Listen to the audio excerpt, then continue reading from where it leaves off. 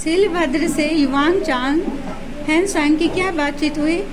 जब युवान सांग नालंदा से चीन अपने देश चीन के लिए विदा ले रहे थे, तभी सिलभद्र एवं तब आचार्य सिलभद्र एवं अन्य भिक्षु उन्हें यहीं रह जाने के लिए कहे। लेकिन युवान सांग ने उन्हें उत्तर देते हुए कहा,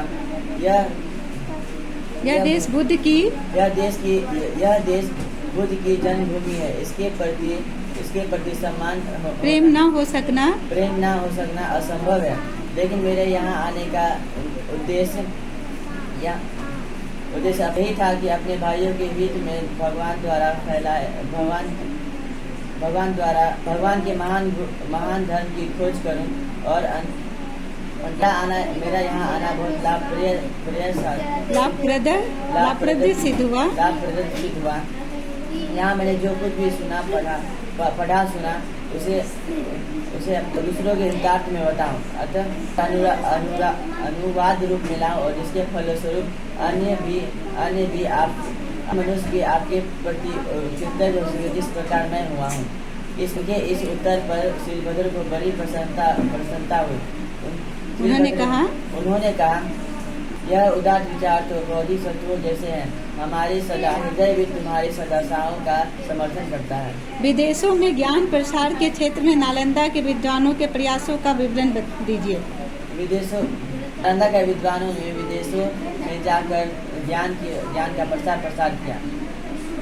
पहले तो तिब्बत के प्रसिद्ध सम्राट स्वयं छनगम्फो ने अपने दूत अपने देश में भर्ती लिपि और साहित्य ज्ञान का प्रचार करने के लिए अपने दूत यहाँ के विद्वान खोनी शंभू को नालंदा भेजा।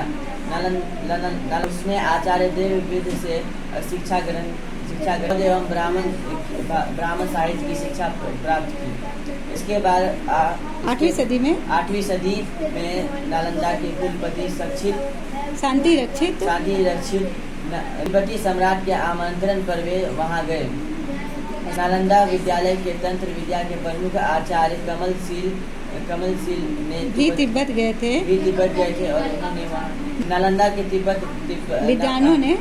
के विद्वानों ने तिब्बती भाषा सीखकर ग्रंथ एवं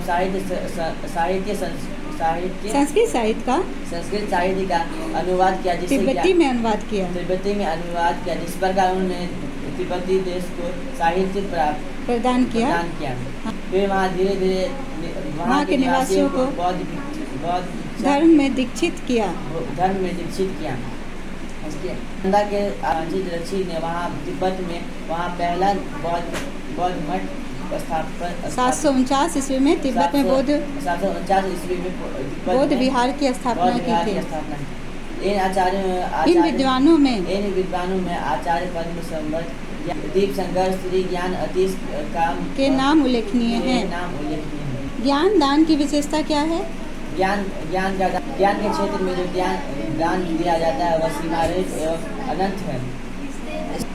ना उसके बांटने वाले को तृप्ति होती है, ना उसके लेने वाले को।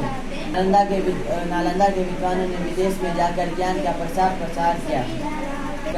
नालंदा के विद्वान तंत्र विद्या के आचार्य कमलशील भी तिब्बत गए और नालंदा के विद्वानों ने तिब्बती भाषा सीखकर बौद्ध साहित्य एवं संस्कृत साहित्य को तिब्बती भाषा में अनुवाद किया। इससे ज्ञान का आदान प्रदान हुआ और परस्पर ज्ञान लाभान्वित होना ही ज्ञान दान की विशेषता है। परस्पर लाभान्वित होना ही ज्ञान दान की विशेषता है।